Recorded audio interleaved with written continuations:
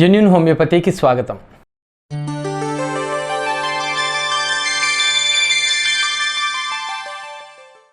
Organon of medicine study సిరీస్లో భాగంగా ఇప్పటివరకు మనం introduction to Organon, first aphorism footnote, second aphorism గురించి మనం డిస్కస్ చేయడం జరిగింది. ఈ ఎపిసోడ్లో మనం థర్డ్ ఎఫారిజం గురించి డిస్కస్ చేద్దాం. So if the physician clearly perceives what is to be cured in diseases, that is to say in every individual case of disease. So ఇక్కడ హ్యాన్మన్ ఈ థర్డ్ ఎఫారిజంలో మెయిన్గా చెప్పేది ఏంటి అంటే ప్రీరిక్విజిట్స్ ఆఫ్ ఫిజిషియన్ చెప్పడం జరుగుతుందన్నమాట. సో ఇక్కడ ఏంటంటే if the physician clearly perceives what is to be cured in diseases అంటున్నారు. ఇక్కడ ఫస్ట్గా మనం చూసుకోవాల్సింది ఏంటంటే పర్సీవ్ అనే మాట వాడుతున్నారు. సెన్సింగ్ అంటే మనం చూడడం, వినడం, ఇలా సెన్సింగ్ గురించి మాట్లాడట్లా. అంటే if the physician is to clearly see, the physician is to clearly hear, the physician is to clearly taste, ఇలా చెప్పట్లేదు. పర్సీవ్ అనే మాట వాడుతున్నారు. పర్సీవ్ అనేది ఏంటంటే మనసుతో గ్రహించడానికి సంబంధించిన విషయం అన్నమాట.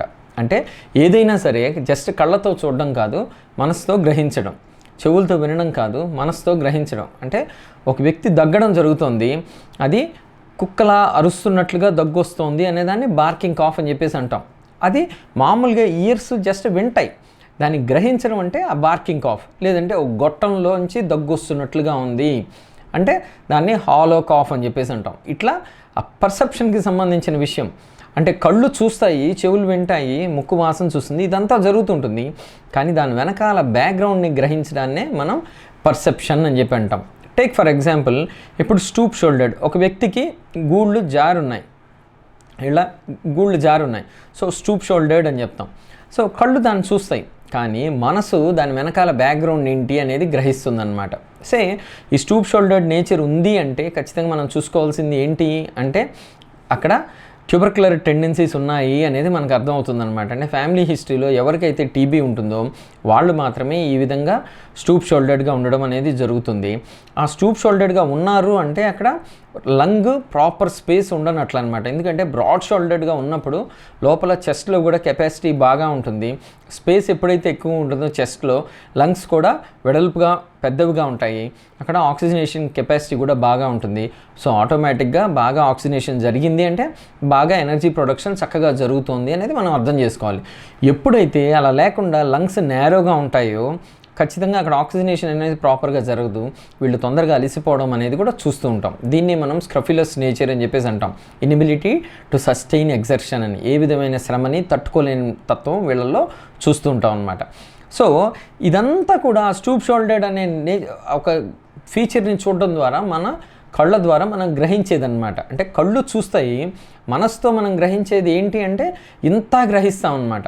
అలానే మనం సహజంగా ప్రాక్టీస్లో చూస్తూ ఉంటాం. కొంతమంది పేషెంట్స్ చెప్తుంటారు, మేము చాలా సౌమ్యంలో అండి, నాకు అసలు కోపమే రాదు, చాలా ప్రశాంతంగా ఉంటాను, ఎవరి మీద కోపపడను, ఈవెన్ వర్కర్స్ మీద కానీ, ఇంట్లో భార్య పిల్లల మీద కానీ ఎవరి మీద కూడా కోపపడను అని చెప్తుంటారు. కానీ వాళ్ళని కనుక వాళ్ళ ఫేస్ కనుక మనం కొద్దిగా క్లోజ్గా అబ్జర్వ్ చేస్తే ఈ ఐ టు ఇయర్ మధ్య స్పేస్ బాగా వెడల్పు ఎక్కువగా ఉంటుందన్నమాట. ఎప్పుడైతే ఆ స్పేస్ బ్రాడ్గా ఉంటుందో వాళ్ళల్లో ఆ క్రూయల్ నేచర్ అనేది మనం ఖచ్చితంగా గమనించాలన్నమాట, అర్థం చేసుకోవాలి. అంటే అక్కడ సహజంగా మనం చూస్తే ఈ జింకలు, జిరాఫీలు ఇటువంటివి, అంటే ఈ కుందేలు కానీ ఇటువంటి టేమ్డ్ క్రీచర్స్ ఉంటాయి, వాటికేమో ఇయర్ టు ఇయర్ బ్రెడ్త్ అనేది చాలా తక్కువగా ఉంటుంది. వేరేజ్ సో కాల్డ్ వైల్డ్ యానిమల్స్, క్రూర జంతువులు అని చెప్పి మనం చెప్పే సింహం కానీ, పులి కానీ, లేదంటే లెపర్డ్స్ కానీ, ఇటువంటి వాటిలో ఏంటంటే వాటి హెడ్ సైజ్కి ప్రపోర్షనేట్గా అవుట్ ఆఫ్ ప్రపోర్షన్గా మనకి ఆ ఇయర్ టు ఇయర్ బ్రెడ్త్ అనేది ఎక్కువగా ఉండడం అనేది చూస్తూ ఉంటాం. ఖచ్చితంగా అక్కడ మనం చూడాల్సింది ఏంటి అంటే ఆ బ్లడ్ థర్స్టీ నేచర్, అంటే ఆ రక్తం తాగడం, ఆ బ్లడ్ థర్స్టీ నేచర్ అనేది చూస్తూ ఉంటాం. అలానే క్రూరత్వం, అంటే ఎక్కడ ఏ సింహం ఏ పులి కూడా అక్కడ తను దాడి చేసిన జంతువుకి ఎక్కడ ఇబ్బంది కలుగుతుందని సుతారంగా డీల్ చేయడం అనేది మనం చూడం అనమాట. అక్కడ ఆ క్రూరత్వం అనేది ఉంటుందన్నమాట, దాన్ని చీల్చుకుని తినడంలో, వీటన్నిటిలోనూ ఇది ఉంటుంది. సో మనుషుల్లో కానీ ఎప్పుడైతే ఇయర్ టు ఇయర్ అనే బ్రెడ్త్ ఎప్పుడైతే ఎక్కువగా ఉంటుందో ఖచ్చితంగా వాళ్ళు క్రూయల్ ఇండివిజువల్స్ అనేది మనం అర్థం చేసుకోవాలి. వాళ్ళు అంత సౌమ్యులు అని చెప్పేసి ఎంత చెప్పుకొని మనం దాన్ని విశ్వసించడానికి లేదన్నమాట. సో ఇక్కడ మనకి ఎక్కడైనా సరే ఆ పర్సెప్షన్ అంటే ఇవన్నీ వస్తాయన్నమాట. ప్రతి చోట మనం చూడాల్సింది ఏంటంటే ఆ పర్సెప్షన్. అంటే ఒక చోటుకు వెళ్ళాము, మనకి అక్కడ స్మెల్ మారింది. సో ఆ స్మెల్ అంటే మా గురువు గారు చెప్తుండేవారు. So I can't smell typhoid here అని చెప్పేవారంట. అంటే టంగుటూరి ప్రకాశం పంతులు గారి సోదరుడు టంగుటూరి జానకిరామ్ గారని ఆయన ఒక చోట కన్సల్టేషన్కి పిలిస్తే, టైఫాయిడ్ కేసు అని చెప్పి కన్సల్టేషన్ పిలిస్తే ఆయన చెప్పారంట, I can't smell typhoid here అని చెప్పేసి. అంటే టైఫాయిడ్ డిసీజ్కి ఒక వాసన ఉంటుంది, దాన్ని ఆయన గ్రహించారు. మనందరం ఆ వాసన పీలుస్తాం, అక్కడ వెళ్ళిన వాళ్ళందరూ కూడా ఆ వాసన పీలుస్తారు. బట్ ఆయన గ్రహించారనమాట, టైఫాయిడ్ స్మెల్ ఇలా ఉంటుంది, ఇక్కడ ఆ స్మెల్ లేదు అనేది. సో మెయిన్గా పర్సెప్షన్ అంటే అదనమాట. So if the physician clearly perceives what is to be cured in diseases, ఇక్కడ మనం చూడాల్సింది ఏంటి అంటే what is to be cured in diseases. Physician గ్రహిస్తే అంటున్నారు ఏంటి, what is to be cured in diseases, వ్యాధుల్లో నయం చేయవలసింది ఏంటి అని చెప్పేసి. సహజంగా కనుక మనం చూస్తే ఇన్ జనరల్ మనం మాట్లాడుకునే దీంట్లో అక్కడ వ్యాధి, ఇప్పుడు సపోజ్ హిమోగ్లోబిన్ పర్సంటేజ్ తక్కువగా ఉంది, దాన్ని ఎనీమియా అని చెప్పేసి అంటాం. లేదంటే బీపీ అనే డిసీజ్ ఉంది, హైపర్ టెన్షన్ అని చెప్తాం, దాంట్లో 120/80 నార్మల్గా ఉండాల్సిన బీపీ ఎక్కువ అవుతూ ఉంటుంది. లేదంటే డయాబెటీస్ అనే డిసీజ్ అంటే అక్కడ బ్లడ్ షుగర్ లెవెల్స్ మామూలు ఫాస్టింగ్ బ్లడ్ షుగర్ అయితే 110 పైన, లేదంటే పోస్ట్ ప్రాండిల్ అని చెప్తాం, అది 140 పైన ఉండడం డిసీజ్ కింద చెప్తాం. సో ఇట్లా ప్రతి చోట కూడా మనం చూసుకోవాల్సింది ఏంటి అంటే, వాళ్ళు ఇన్ జనరల్ చూసేది ఏంటి అంటే అక్కడ డిసీజ్ అంటే ఒక పారామీటర్ పెట్టుకుంటారు, దాన్ని నయం చేయడమే డిసీజ్ అంటారు. ఇప్పుడు జాండీస్ అంటే వాళ్ళకి సంబంధించి బ్లడ్ టెస్టుల్లో అక్కడ ఎప్పుడైతే సీరం బిలిరుబిన్ అనేది 1 కన్నా ఎక్కువ అవుతుందో సో ఆటోమేటిక్గా అక్కడ జాండీస్ వచ్చింది అని చెప్తారు. వాళ్ళకి సంబంధించి నయం చేయాల్సిందంటే అదే సీరం బిలిరుబిన్ 1 లోపుకి తీసుకురావడం, క్యూర్ చేయడము. లేదంటే బ్లడ్ షుగర్ లెవెల్ని, ఫాస్టింగ్ బ్లడ్ షుగర్ లెవెల్ని 110 లోపలికి తీసుకురావడం, క్యూర్ చేయడము. లేదంటే బీపీని 120/80కి తీసుకురావడం అనేది క్యూర్ చేయడము. ఇలా ప్రతి చోట కూడా వాళ్ళు ఒక పారామీటర్ పెట్టుకుని దాన్ని మాత్రమే క్యూర్ చేయడం గురించి ఆలోచిస్తుంటారు. ఇక్కడ హ్యాన్మన్ చెప్తోంది ఏంటి అంటే ఫిజిషియన్ గ్రహించాల్సింది ఏంటి అంటే what is to be cured in diseases. So ఇక్కడ వ్యాధుల్లో నయం చేయవలసింది ఏంటి అనేది ఇక్కడ ఫిజిషియన్ గ్రహించాలి అని చెప్తున్నారు. That is to say in each individual case of disease. ఇక్కడ ఇంకా స్పష్టంగా చెప్పాలంటే ప్రతి ఒక్క కేస్ ఆఫ్ డిసీజ్లోనూ మనం నయం చేయవలసింది ఏమిటి అనేది గ్రహించాలి అని చెప్తున్నారు. ఇప్పుడు మనం ఫస్ట్ ఎఫారిజం చెప్పుకోవడం జరిగింది ఏంటి, ఇక్కడ సిక్ అంటే అక్కడ సిక్ హ్యుమానిటీ గురించి మాట్లాడలేదు, సిక్ ఇండివిజువల్ గురించి మాట్లాడుతున్నారు అని చెప్పేసి. సో అంటే the physicians high and only mission is to restore the sick to health అంటే అక్కడ ది సిక్ అంటే సిక్ హ్యుమానిటీ, మానవాళి మొత్తానికి సంబంధించిన ఇది మాట్లాడట్లేదు, ఇండివిజువలైజేషన్ గురించి మాట్లాడుతున్నారు, ది సిక్ ఇండివిజువల్ అనేది చెప్తున్నారు అని చెప్పేసి. ఇక్కడ ఏం చెప్తున్నారు, every individual case of disease అంటే ప్రతి ఒక్క వ్యక్తిగతమైన డిసీజ్కి సంబంధించి నయం చేయవలసింది ఏమిటి అనేది గ్రహించాలి అంటున్నారు. అంటే ఇక్కడ మనం ఫస్ట్ ఎఫారిజంలో చెప్పుకున్నదేమో అసలంటూ ఇండివిజువల్కి మారుతుంది హెల్త్ అనేది, అలానే డిసీజ్ కూడా మారుతుంది. సో ఆటోమేటిక్గా క్యూర్ ఇచ్చే విధానంలోనూ మార్పు వస్తుంది, ఇండివిజువలైజేషన్ ఉంటుంది అని చెప్పేసి. ఇక్కడ every individual case of disease అని చెప్పడంలో హ్యాన్మన్ ఉద్దేశం ఏంటి అంటే డిసీజ్డ్ కండిషన్ అని చెప్పేసి, అంటే వ్యాధిగ్రస్త స్థితి అని చెప్పేసి. అంటే అంతమునుపు చాలాసార్లు జలుబు చేసి ఉండొచ్చు, ఇప్పుడు చేసిన జలుబు వేరేది. అంతమునుపు చాలాసార్లు జ్వరం వచ్చి ఉండొచ్చు, ఇప్పుడు వచ్చిన జ్వరం వేరేది. అలానే అంతమునుపు బోల్డెన్ సార్లు టైఫాయిడ్ కంప్లైంట్ వచ్చి ఉండొచ్చు, కానీ ఇప్పుడు వచ్చిన టైఫాయిడ్ ఫీవర్ వేరు. ఇట్లా ప్రతి ఒక్కటి మన ముందున్న డిసీజ్ అంటే ఒక ఇండివిజువల్లోనే ఎప్పటికప్పుడు డిసీజు వేరువేరుగా మేనిఫెస్ట్ అవుతుంది అనేది తెలుసుకోవాలి. దాన్ని మనం నయం చేయాల్సింది అది అనేది గ్రహించడం అని ఇక్కడ హ్యాన్మన్ చెప్తున్నారనమాట. If the physician clearly perceives what is to be cured in diseases, that is to say in every individual case of disease బ్రాకెట్లో నాలెడ్జ్ ఆఫ్ డిసీజ్ ఇండికేషన్. అంటే అసలు నాలెడ్జ్ ఆఫ్ డిసీజ్ అంటే ఏంటి అంటే ఇదన్నమాట. అంటే వ్యాధిలో నయం చేయాల్సింది ఏంటి అనేది గ్రహించడమే నాలెడ్జ్ ఆఫ్ డిసీజ్. అంతేగాని క్లినికల్ మెడిసిన్ పుస్తకాల్లోనో లేదంటే సర్జరీ పుస్తకాల్లోనో గైనకాలజీ పుస్తకాల్లో వచ్చినట్లుగా మనకి అవి వాటిల్లో చెప్పినవి కాదు అని చెప్పేసి, అక్కడ ఉండే సిమ్టమ్సో లేదంటే అక్కడ ఉండే డయాగ్నోస్టిక్ క్రైటీరియన్ కానీ ఇటువంటి వాటిని మనం చేసుకోవడం అనేది కాదు అని చెప్పేసి మనం అర్థం చేసుకోవాలి.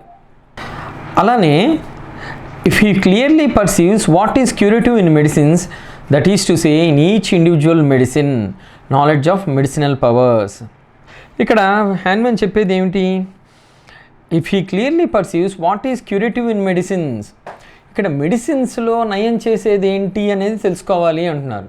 దీనికి సంబంధించి ఏంటంటే ఖచ్చితంగా మిగతా సిస్టమ్స్ వాళ్ళు కూడా ఖచ్చితంగా దానిలో తెలుసుకునేది ఉంటుందన్నమాట. ఫర్ ఎగ్జాంపుల్, ఇప్పుడు చైనా అనే ప్లాంట్ ఉంది, దాంట్లో క్యూరేటివ్ ప్రిన్సిపల్ ఏంటి అంటే క్వినైన్ అని చెప్తాం.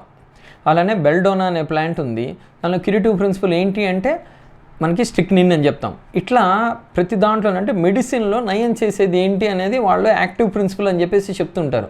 సో హ్యాన్మెన్ ఉద్దేశం అదేనా అనేది మనం తెలుసుకోవాలన్నమాట. ఇక్కడ if he clearly perceives what is curative in medicine, వ్యాధిలో నయం చేయవలసింది ఏంటి అనేది కనుక చూస్తే ఇక్కడ మెయిన్గా అక్కడ మెడిసిన్కి కూడా మార్పు ఉంటుందన్నమాట.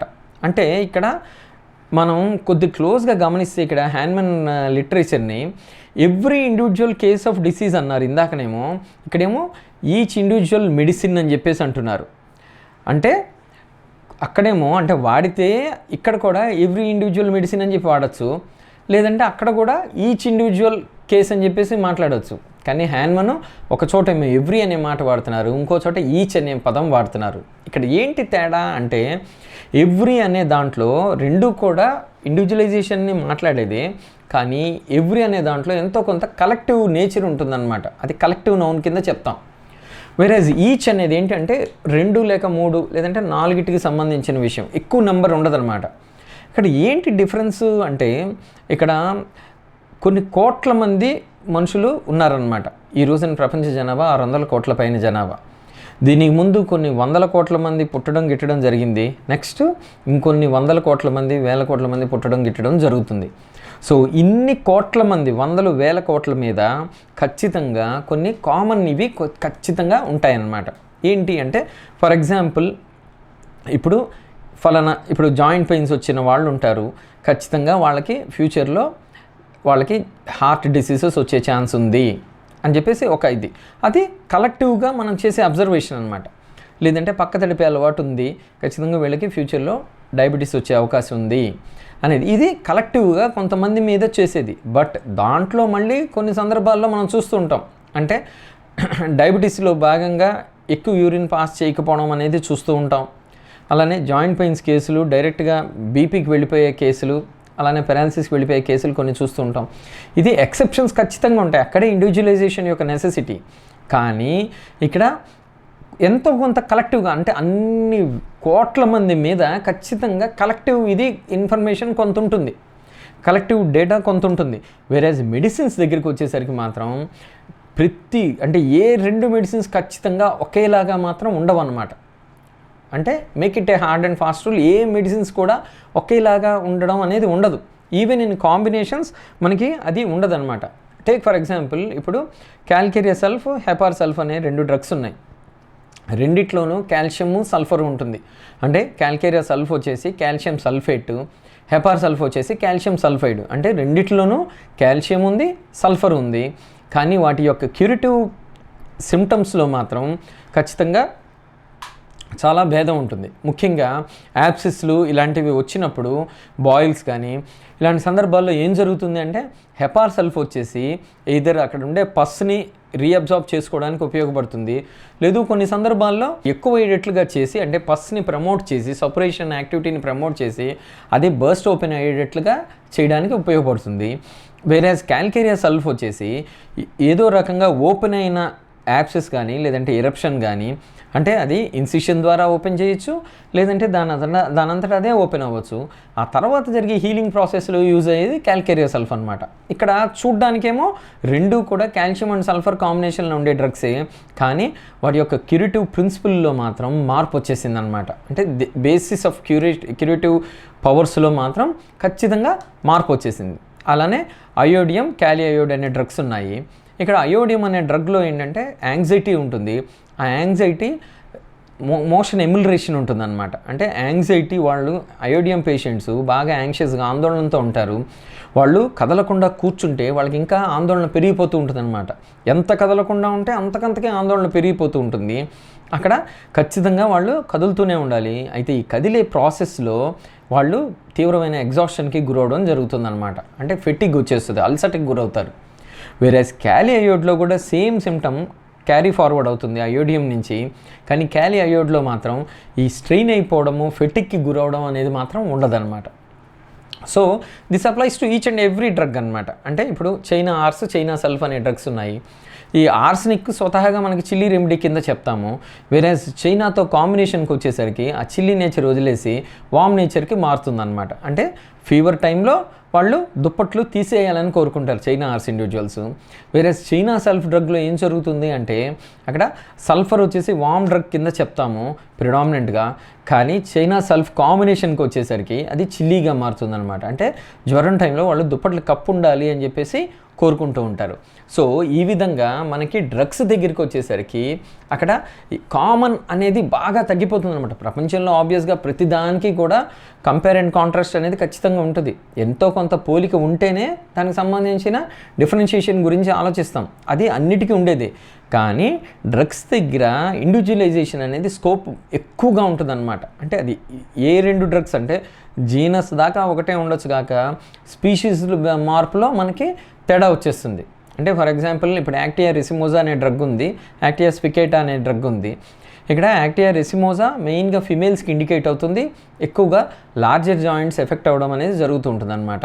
వేరేజ్ యాక్టియా స్పికేటా వచ్చేసి మేల్స్కి ఎక్కువగా ఇండికేట్ అవుతుంటుంది, స్మాలర్ జాయింట్స్ అంటే వేళ్ల జాయింట్స్ లేదంటే టో జాయింట్స్ ఇలాంటివి ఎక్కువగా ఎఫెక్ట్ అయ్యే అవకాశం ఉంటుంది. సో అంటే టాక్సనామికల్ ఆర్డర్లో ఫ్యామిలీలు, ఆర్డర్లు, జీనస్ కూడా ఒకటే ఉండొచ్చు కాక స్పీషీస్లో వచ్చిన మార్పు కారణంగా అక్కడ ఖచ్చితంగా దాని క్యూరేటివ్ ప్రిన్సిపల్ మారిపోతుందన్నమాట. సో ఇక్కడ మెడిసిన్స్కి సంబంధించి కలెక్టివ్ నేచర్ అనేది తక్కువగా ఉంటుంది.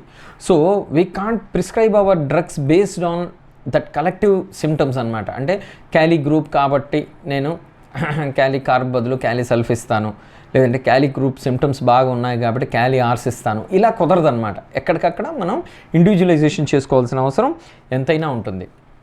And next that is to say in each individual medicine knowledge of medicinal powers. So ఇది తెలుసుకోవడమే మనం మెడిసినల్ పవర్స్ యొక్క నాలెడ్జ్ అనేది మనం అర్థం చేసుకోవాలి. And if he knows how to adapt according to clearly defined principles what is curative in medicines to what he has discovered to be undoubtedly morbid in the patient so that the recovery must ensue. ఇక్కడ Hahnemann ఏం చెప్తున్నారు, and if he knows how to adapt, ఇక్కడ ఫిజిషియన్కి గనక ఈ రెండింటిని ఎలా జత చేయాలి అనేది గనక తెలిస్తే according to clearly defined principles అంటే స్పష్టంగా నిర్వచింపబడిన సిద్ధాంతాల ద్వారా, స్పష్టంగా నిర్వచింపబడిన సూత్రాల ద్వారా ఈ రెండింటిని ఎలా కలపాలి అంటే నాలెడ్జ్ ఆఫ్ డిసీజ్ని, నాలెడ్జ్ ఆఫ్ మెడిసిన్ని ఎలా కలపాలి అనేది కనుక అర్థమైతే తెలిస్తే what is curative in medicines to what he has discovered to be undoubtedly morbid in the patient. ఇక్కడ ఫిజిషియన్ జడ్జ్ చేయాల్సింది ఏంటి అంటే what is curative in medicines, మెడిసిన్స్లో నయం చేయవలసింది ఏది అనే దాన్ని to what he has discovered to be undoubtedly morbid in the patient.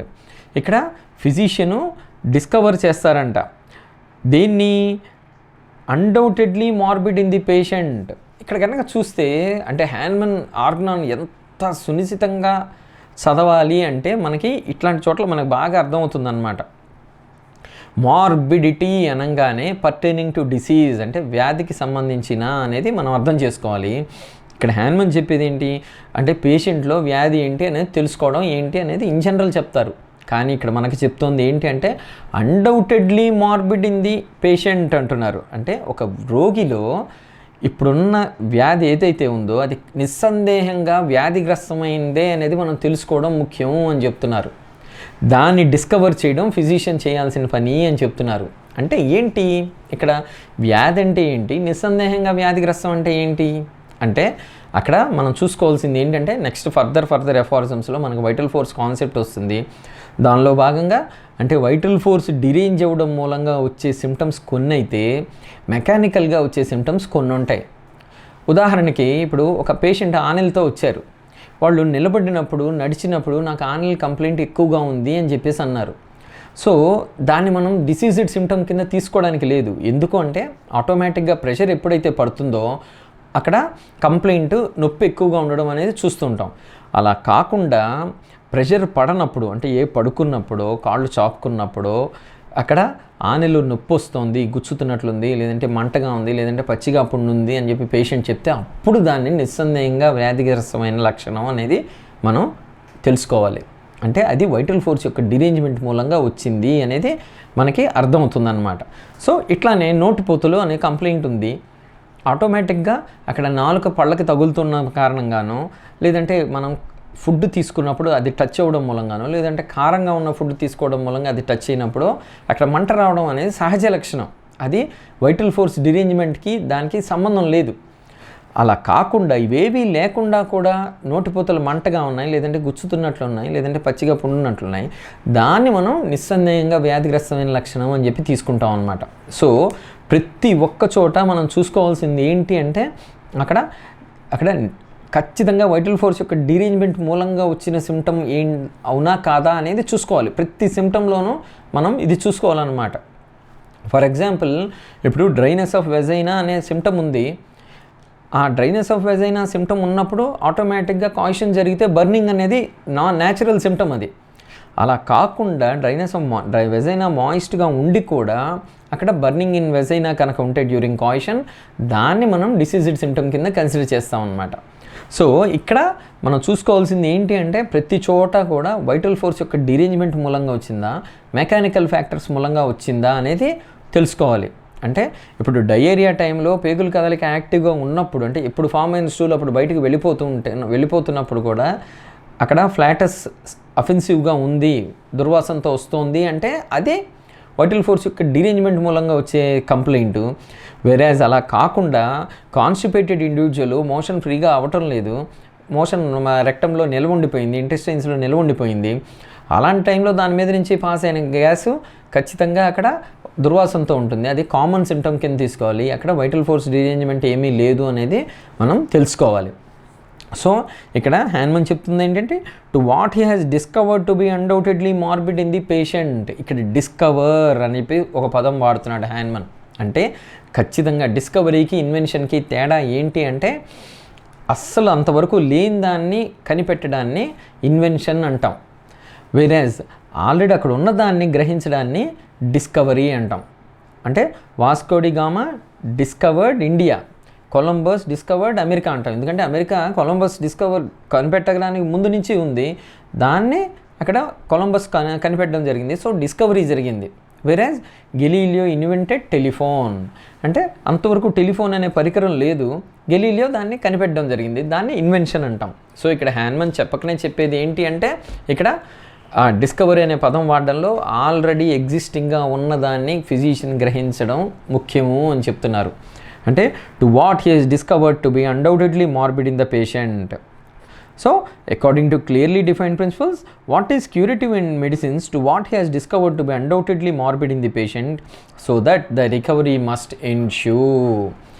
ఇది మోస్ట్ ఇంపార్టెంట్ ఫ్రేజ్ అన్నమాట.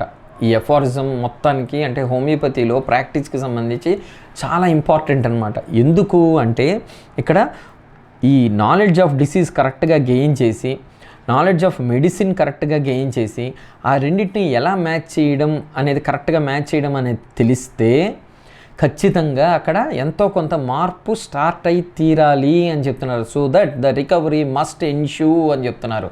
అంటే రికవరీ వచ్చి తీరాలి అని. ఎందుకంటే మనం తరచుగా చూసేది ఏంటి అంటే మనం ఇప్పుడు సపోజ్ రస్టాక్స్ 30లో ఇచ్చాను తగ్గలేదు, 200 ట్రై చేశాను అని చెప్తుంటారు.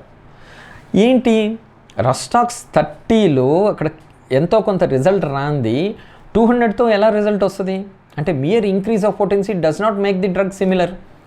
అంటే ఇక్కడ ఆ 3 పాయింట్లు కలిస్తే చాలు అక్కడ వచ్చేస్తుంది. వేరేజ్ ఇక్కడ మనం చెప్పేది ఏంటి, పొటెన్సీ కలవని కారణంగా రిజల్ట్ రాలేదు, సో పొటెన్సీ పెంచుతున్నాను అంటే ఇవి తరచుగా వినేవన్నమాట, తరచుగా వినేవి.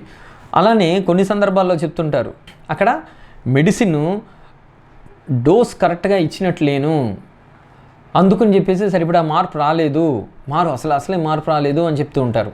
అంటే వాటర్ డోస్ ఇచ్చాను, సరిగ్గా చేంజ్ రాలేదు, అందుకని చెప్పేసి అంటే పేషెంట్ సరిగ్గా చేంజ్ చెప్పలేకపోతున్నారు, సో సాలిడ్ డోసెస్కి వెళ్తాను అని చెప్తూ ఉంటారు. సో ఇవన్నీ కూడా తప్పు కాన్సెప్ట్స్ అన్నమాట. అసలంటూ ఈ knowledge of disease, knowledge of medicine ఆ రెండింటిని ఎలా మ్యాచ్ చేయాలి అనేది తెలిస్తే ఖచ్చితంగా అక్కడ రికవరీ మస్ట్ ఎన్ష్యూ. అంటే అసలంటూ అక్కడ రికవరీ ప్రాసెస్ అనేది స్టార్ట్ అయి తీరాలి. అంతేగాని నేను మెడిసిన్స్ రిపిటిషన్లో తేడా వచ్చింది, అందుకని మార్పు రాలేదు, అంటే సపోజ్ 4 అవర్స్కి ఒక డోస్ చొప్పున వేసుకోమని చెప్పాము, అందుకని మార్పు రాలేదు, అందుకని 1 అవర్లీ డోసెస్. అంటే అక్కడ అసలంటూ అంటే ఎంతో కొంత మార్పు వచ్చుంటే ఆ ముందు 3 కరెక్ట్గా చేసినట్లు, అసలంటూ మార్పే రాలేదు అంటే మాత్రం, ప్రారంభం కాలేదు అంటే ఎంతో కొంత మార్పు స్టార్ట్ అయి తీరాలి.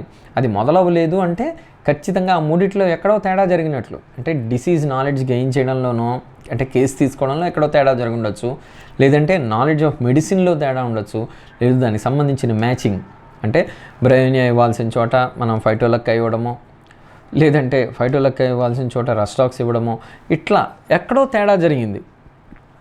సో దానికి సంబంధించి ఎక్కడ తేడా జరిగింది అనేది చూసుకోవాలి తప్ప పొటెన్షియల్ రేజ్ చేయడం ద్వారానో, డోస్ పెంచడం ద్వారానో, లేదంటే మెడిసిన్ రిపీట్ చేస్తాను, గంటకి వేస్తే పని చేయలేదు మెడిసిన్, అందుకని నేను 5 నిమిషాలకి ఇస్తాను అని చెప్పి మాట్లాడేవాళ్ళు కొంతమంది ఉంటారు. అలానే కొన్ని సందర్భాల్లో ఏంటి, పేషెంట్ మనం చెప్పిన ఇన్స్ట్రక్షన్స్ ప్రాపర్గా ఫాలో కాలేదు, అందుకని అసలు మినిమంగా చేంజ్ రాలేదు అని చెప్పేసి మాట్లాడేవాళ్ళు కొంతమంది ఉంటారు.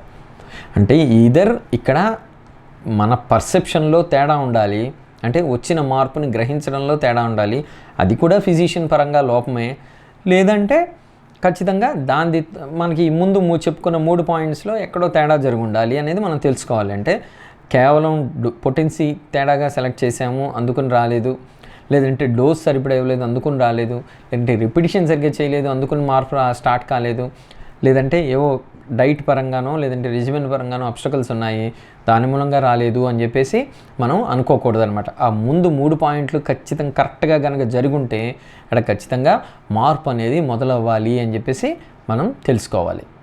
Thank you very much.